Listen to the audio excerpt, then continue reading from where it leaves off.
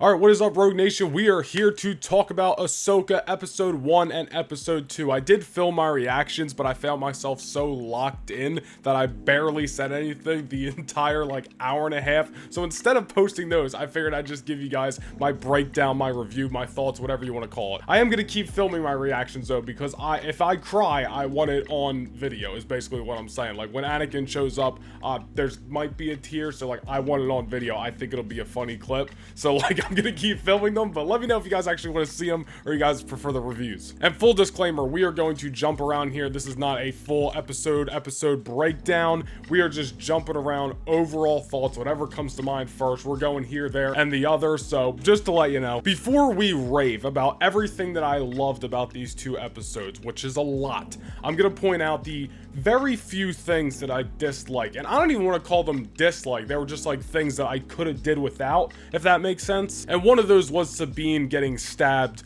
with the lightsaber by Shin. Now, some people pointed out, I was kind of looking around on social media to see what other people thought about this moment, because I was like, oh, it was one of those things where I was like, I really don't even know how to feel right now. And a lot of people were saying it's almost as Shin, because she's this apprentice who's really kind of feels unsure about herself, which we're going to talk about, almost wasn't trying to kill Sabine in that moment, but at the same time, she put a lightsaber through her gullet. So, I just didn't really know how to feel. But I guess the saving grace is that Ahsoka was right there to kind of get her assistance to save her. Listen, it's not the worst thing in the world, I guess, but at the same time, it's coming from somebody who absolutely, still to this day, gets infuriated at the fact that Reva survived two lightsabers. And by no means am I comparing Reva and Sabine, because it's talking about a queen and a peasant, but but it was a little weird. It's something that I can look past, though, especially because there was so much good here. And one thing that I didn't even not like, I just thought was a little weird, I was like, this is kind of silly, but I also get it at the same time,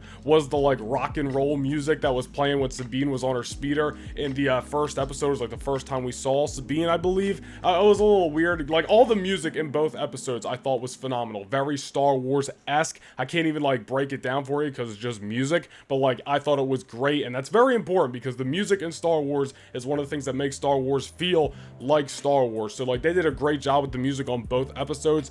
Just thought the Sabine speeder rock and roll music, if you will, was a little weird, but at the same time it fits Sabine because she's that artsy out there chick.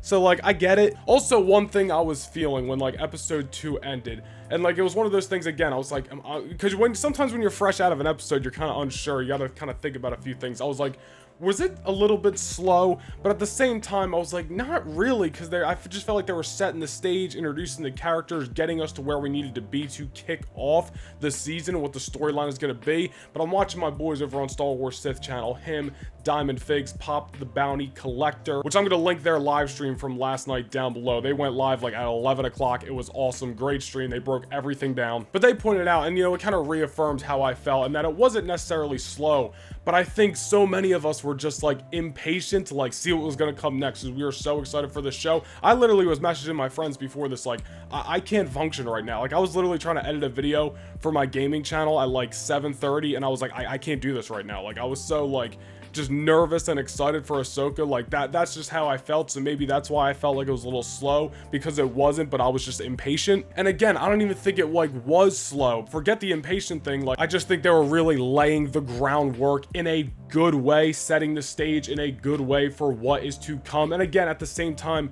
reintroducing/introducing to people who did not watch Rebels these characters. Sabine got her entrance, Hera got her entrance, you know what I mean? Even Shin and Baylan got their time to shine several times throughout both episodes. And the way they kicked off episode 1, and no pun intended, but so episode 1 Phantom Menace with Shin and Baylan just showing up and wreaking havoc. It was awesome. If you guys know me, you guys know I absolutely hated with all of my heart the Andor show. I thought it was the most non-Star Wars thing ever produced with a Star Wars tag on it. The sequels at least felt like Star Wars. I might not like those 3 movies, but at least they felt like I was watching Star Wars. Andor didn't feel like I was watching Star Wars at all. The reason I bring that up though is we had like 3 or 4 lightsaber fights in like the first episode, and like immediately we're like 5 minutes into the first episode and Shin and Baylan are wrecking things up. I almost said a cuss word, but I'm trying to keep this PG. Just wrecking things, and it was awesome. This is so just an overall Star Wars thing, but hearing the lightsaber ignite just brings joy to my heart, brings chills to my arm. I love it. And yo, man, Ray Stevenson, may he rest in peace, man. He absolutely crushed this role. I love Baylan, I love Shin, how they were introduced, and like not in a long drawn out way, if that makes sense. Like, you know who they are, you know where they come from, and you know what their goal is, but at the same time you just look at their actions, you read their vibes, and Shin's almost this apprentice who's unsure of herself, unsure of what's next, kind of hesitant at times, and Baylan, being this Sith, has a lot of Jedi tactics. It's like he acts in a bad manner, if that makes sense, but with these Jedi ways in mind, if that makes sense. Like, one of the first things that came to mind, I forget which scene I really felt it in, but Baylan feels like that gray Jedi, which I really like, and I just kept getting this feeling like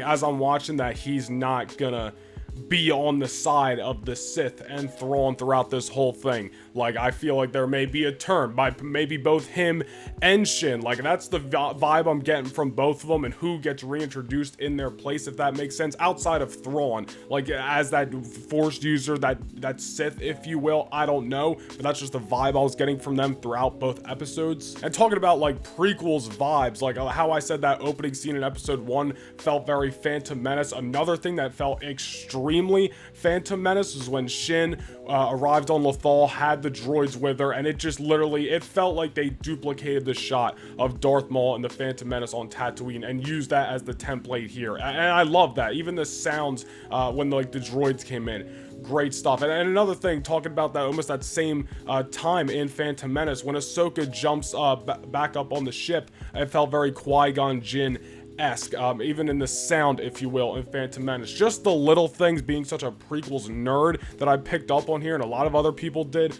Great stuff, very well executed. Merrick, or Marrock, however they pronounce his name in this show, very cool. At one point he like dropped his robe, which I thought was cool. It just, I saw Tony Star Wars Sith pointed that out as well, and it was like just one of those cool little things. And you know, it's the little things that make Star Wars, you know, great sometimes. And speaking of little things, like another thing that was just a nice little innuendo to those Rebels fans, the fact that they just dropped the Fulcrum name. Like, it's like one of those if you know things, which is a lot of like this whole show. I mean, people are calling it Rebels season 5, right? So it's a lot of like, you're gonna pick up on these little things if you watched Rebels, but just all those little things like the Fulcrum name being dropped, so cool. Yo, one thing that was sick, and I wish we got a little more of it, and I'm sure we will, it's only the first 2 episodes, but we need some more Chopper, man. But the little bit we did get of him was great. We got a little sassy Chopper. He put his arms like this at one point, put his arms like this, like he was flexing. I thought it was great. And you could even understand what he was saying sometimes. He was looking for the tractor beam, and then you can understand he kind of said like, found it, and it was cool. Like Chopper, even the little bit we got of him in episode 2, it was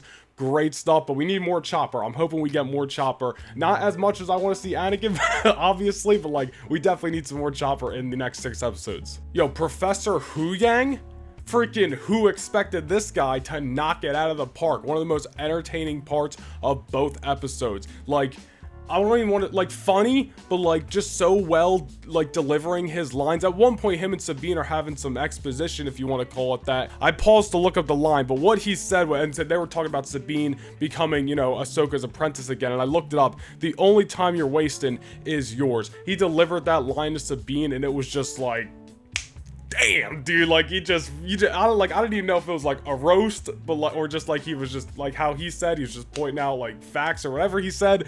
It was just great, man. Talking about Ahsoka herself, I haven't even brought up the star of the show. One thing I loved, her first scene in this, I forget where she exactly, what the planet was called, but when she was looking for the map to try to find Ezra and Thrawn, it felt like something out of Jedi Fallen Order, like when they're on Zepho, or like one of the times you're on Zepho, putting the puzzle pieces together. And I didn't even finish Jedi Fallen Order, nor did I play Survivor, but I know what happens. But the little bit of Jedi Fallen Order that I played, one of the most things that is ingrained in my mind is all the puzzle pieces trying to put together, and it just felt like it was straight out of that, just with Ahsoka in it. You had those like 5 droids trying to take Ahsoka out, stop her from leaving with that map, and then ended up blowing up the whole place, but Ahsoka just annihilated those. Some great action there, and honestly just some great action between both episodes. Like, we got some space battle with Hera and the Phantom, obviously we got Ahsoka battling those droids, battling Marok, whatever, Sabine and Shin, which was a nice little fight, and obviously I thought that they delivered it great, with Sabine clearly like being the underdog, if you will, and just basically getting beat up by Shin. She just looked so unorthodox, like she didn't know what she was doing, if that's what you want to say. And you know, one thing that I loved about both episodes was Ahsoka and Sabine's interaction, because Ahsoka like was almost given the cold shoulder, like kind of had a little bitchy attitude, if you will. Sorry, I said I was gonna keep it PG, but a little bit of a bitchy attitude towards Sabine, like, and it was kind of like, damn, you're the one who left her. But it was so reminiscent of Anakin with the tough love on Ahsoka in the Clone Wars, and like that's how it should be. That's how Ahsoka should be to Sabine, in the sense. Then it all comes back together, like kind of in the end, when Ahsoka like tells Sabine like apprentice or whatever. It was just great. But like, Ahsoka had that little bit of an attitude every time she was talking to Sabine, and then even when she was talking to Hera, she was like, told her not to take the map very explicitly, and guess what, she took it. And immediately when she said don't take it and then left, I that's one thing I did say on my reaction video, and I'm sure everybody thought it was like, Sabine's totally walking out with that map. Like, do you know who you're talking to? Ahsoka, did you not watch the 4 seasons of Rebels? Ahsoka's new force power, if you will, very cool, kind of Jedi Fallen Order Cal Kestis-esque, with like the force echo, like being in a place, feeling what happened there. She kind of felt what happened between Sabine and Shin, heard it. It was great. Very, again, Cal Kestis and Jedi Fallen Order. I love that. Another cool little moment was when we first saw Sabine and she pulled out the hologram of Ezra, kind of just, you know, pulled on your heartstrings a little bit. I thought that was a really nice moment there. I guess almost really sad moment, but I'm sure it's going to come together in the end. But it was a great moment. And just overall, man, like, to kind of wrap this thing up, episode 1 and 2 just felt like a very consistent story. You know, I've seen a lot of people say this already, almost very movie-esque, which is obviously a plus. It doesn't feel like I'm watching Andor. It doesn't even feel like I'm watching Mando season 3, which just felt all over the place. It feels like we have a direction. Like I said in the beginning of this thing, laying the groundwork for where we are going, whether it's just this season or into the Dave Filoni movie or whatever. But very nice storytelling done here. Again, just very consistent. That it was really good. Like, I don't know what else to say. One thing I will say to kind of end this is, I feel like if you didn't watch Rebels, you may become a fan of this show. That's like not out of the question. You can come into this blind, not knowing much about Rebels besides maybe the characters' names, and even though you might, you know, miss out on some of the little innuendo stuff, some of the little things, you know, in there for, you know, Rebels lovers, you can still become a fan of this show. However, I do think there's going to be a portion of people who are so disjointed with Star Wars right now and are so hurt by what we have gotten over the last few years, very inconsistent, possibly, if you will, terrible TV or Disney Plus series, whatever. But those people who are coming in kind of already having a disjointed connection with Star Wars and possibly may not know Rebels like the back of their hand, if you will, I can see them looking at episode 1 and 2 and being like, meh. But at the same time, like, that's not really the show's fault. It's on the fans. So, like, I don't know, does that make sense? Like, I feel like if you didn't watch Rebels, you might not like these first 2 episodes. Doesn't mean you're not going to like the show overall. Doesn't mean you're not going to become connected to it, fall in love with it, but you just might not appreciate those 2 episodes, if you know what I mean. But again, that doesn't mean, you know, you're a lost cause, but it does mean you might not have that connection right away like a lot of us do. You know, in wrestling terms, you might not be popping huge over Sassy Chopper, and that's okay, but we'll get you there. Nonetheless, Ahsoka episode 1 and 2 I thought was a great start to this series, and again, my one complaint, or one of my little complaints, if you will, where I felt like it was a little bit slow, I really don't think it was. I think that was my initial feeling, but looking back,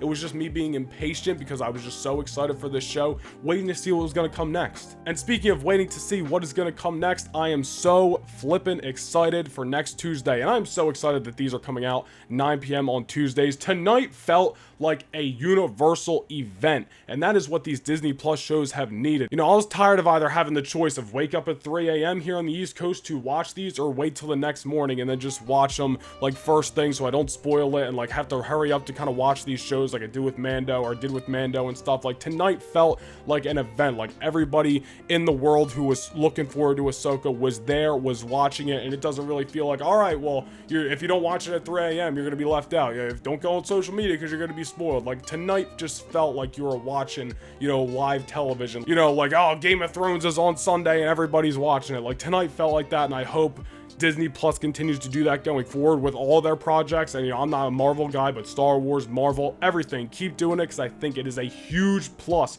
for these shows. Overall, 2 thumbs up from me, but let me know what you guys thought down below in the comments. Were you a fan of Ahsoka episode 1 and 2, and what do you guys want to see next in episode 3? Be sure to like, comment, and subscribe. I have another video coming out today, Wednesday, which will be unboxing that pop back there, which I'm not going to go get it. Just stay tuned for the video at 2 p.m. Eastern time. I'll see you guys then.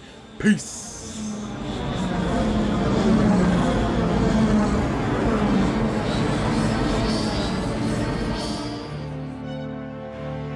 This is Rogue 2. This is Rogue 2. Commander Skywalker, do you copy? This is Rogue 2.